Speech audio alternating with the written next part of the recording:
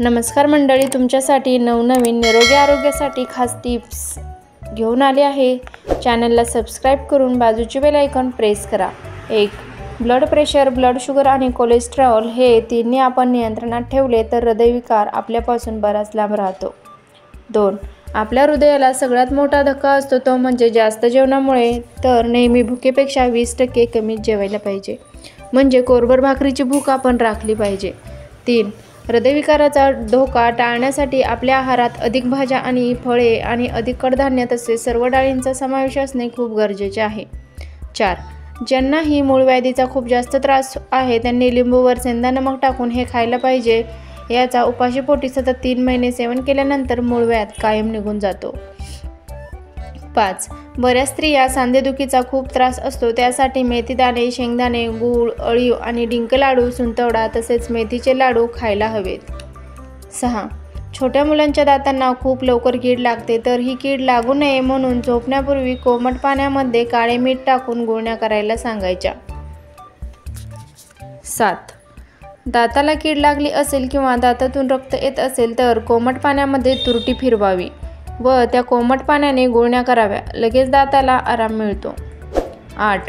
जर तुम्हाला खूप घाम येत असेल तर 1 बाटली पाण्यामध्ये 1 तुरटीचा छोटा तुकडा टाकावा व त्या पाण्याने अंघोळ करावी, असं केल्याने घाम अजिबात येणार नाही। 9.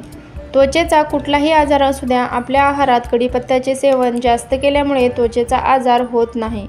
कढीपत्त्यामध्ये अँटीफंगस नावाचे गुणधर्म असतात। 10. जर तुमचे पाय सतत दुखत असतील तर मिठाच्या पाण्यामध्ये हातपाय सोडून 20 मिनिटे बसावे, त्यामुळे तुमचे हातपाय दुखणे थांबते व तुम्हाला तुमच्या पायाला आराम मिळतो। 11. उतरत्या वयामध्ये केळीचे सेवन करणे खूप आवश्यक आहे। केळी आपल्या आहारात असल्यामुळे थोडे मजबूत होतात, त्यामुळे उतरत्या वयात सकाळच्या वेळेला 2 केळी खाल्लीच पाहिजेत।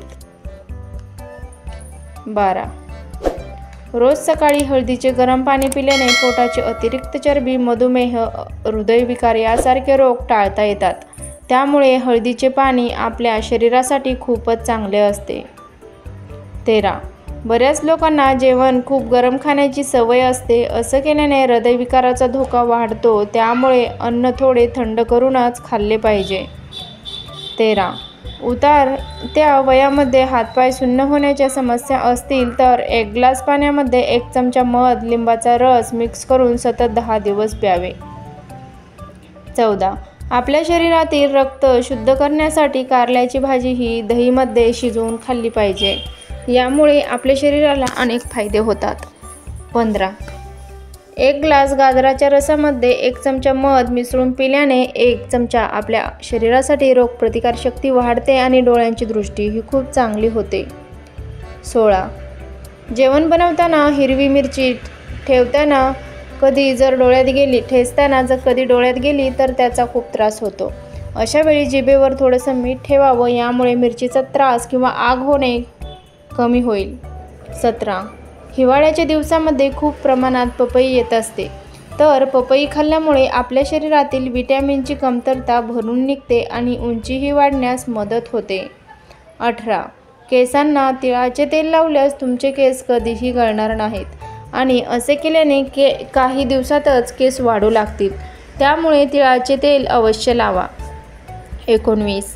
बीटरूटमध्ये लोहाचे प्रमाण खूप जास्त असते, त्यामुळे तुम्ही रोजच्या आहारात बीट जरूर खा। 20. जर तुम्हाला डास चावला असेल आणि खाज येत असेल तर त्या भागावर साबण लावून धुवा, यामुळे खाज निघून जाईल। 21. महिलांनी मासिक पाळीदरम्यान थंड पाणी पिऊ नये, नेहमी कोमट पाणी प्यावे। 22. कधी उलटे झोपू नये, यामुळे हृदयविकाराचा धोका 80% जास्त वाढतो। 23. काळ्या जिऱ्याच्या तेलाने मसाज केल्यास हाडे मजबूत राहतात। 24. बऱ्याच स्त्रिया पायात चांदीचे पैंजण घालतात, त्यांची हाडे मजबूत राहतात आणि पायाचे दुखणेही नाहीसे होते, म्हणून स्त्रियांनी पायामध्ये चांदीचे चैन जरूर घालावेत। 25. जर तुम्हाला वारंवार उचकी येत असेल तर थोडासा हिंग गरम करून त्याचा वास घ्या। 26.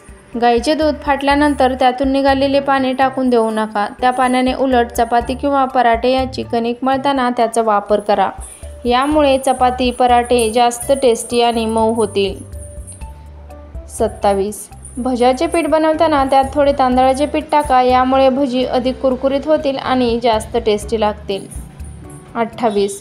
जुना किंवा शिळा ब्रेड बारीक करून हवाबंद डब्यात ठेवा. नंतर त्याचा उपयोग कटलेट किंवा कबाब बनवण्यासाठी करता येईल. यामुळे कबाब तुटणार नाही व स्वादिष्ट देखील बनतील. 29. कोणताही गोड पदार्थ बनवताना त्यात चिमूटभर मीठ टाकायचं आणि छान होईल. 30. भात शिजवताना त्या पाण्यात 1 चमचा तूप आणि लिंबाच्या रसाचे काही थेंब टाका. यामुळे तांदूळ फुलून पूर्ण पांढरा शुभ्र होईल व मोकळा सुटसुटीत होईल. 31. कोणत्याही ग्रेव्हीची चव वाढवण्यासाठी कांदे तळताना अर्धा चमचा साखर घाला. साखर कॅरमलाइज होईल आणि ग्रेव्हीला चांगला रंग आणि चव देईल. 32. पुरी लाटून घ्या आणि तळण्यापूर्वी 10 मिनिटे फ्रीजमध्ये ठेवा, जेणेकरून तळताना जास्त तेल शोषून घेणार नाही. 33. हलव्यासाठी रवा भाजताना त्यात अर्धा चमचा बेसन टाका. हलव्याची चव दुप्पट होईल. 34. परफेक्ट फ्रेंच फ्राईज करण्यासाठी बटाटे कापून घ्या आणि पाण्यात 2-3 मिनिटे उकळा. त्यांना पाण्यातून काढून किचन रुमाल किंवा टिश्यू पेपरवर पसरवा, जेणेकरून त्यांचे सर्व पाणी सुकून जाईल किंवा शोषून घेतले जाईल व ते काम कॉर्नफ्लॉवरमध्ये मिक्स करा आणि जिपलॉक बॅग किंवा एअरटाईट कंटेनरमध्ये बंद करून फ्रीजमध्ये ठेवा. गरज पडल्यास बाहेर काढून लगेच तळून घ्या. 35.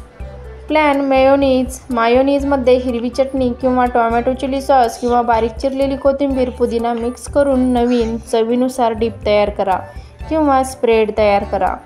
36. लसणाच्या 10-12 पाकळ्या बारीक चिरून 1 चमचे तेलात सोनेरी तपकिरी होईपर्यंत तळा.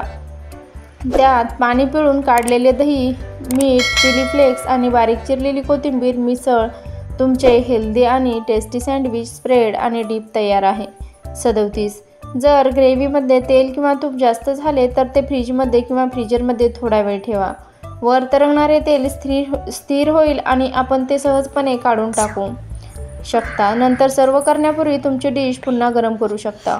38. जर भेंडी प्रत्येक वेळी चिकट होत असेल तर ती शिजवताना त्यात काही थेंब लिंबाचा रस टाका. त्यात चिकटपणा निघून जाईल. त्या व्यतिरिक्त तुम्ही भेंडी शिजवताना 1 चमचा भाजलेले बेसन देखील त्यात घालू शकता.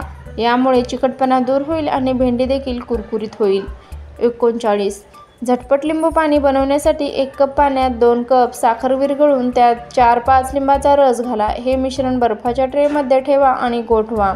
जेव्हा तुम्हाला लिंबू पाणी पिण्याची किंवा बनवायची असेल तेव्हा ग्लासमध्ये 2 चौकोनी तुकडे टाका. चवीनुसार मीठ घाला आणि तुमच्या आवडीनुसार थंडगार सोडा किंवा पाणी घालून मिक्स करा.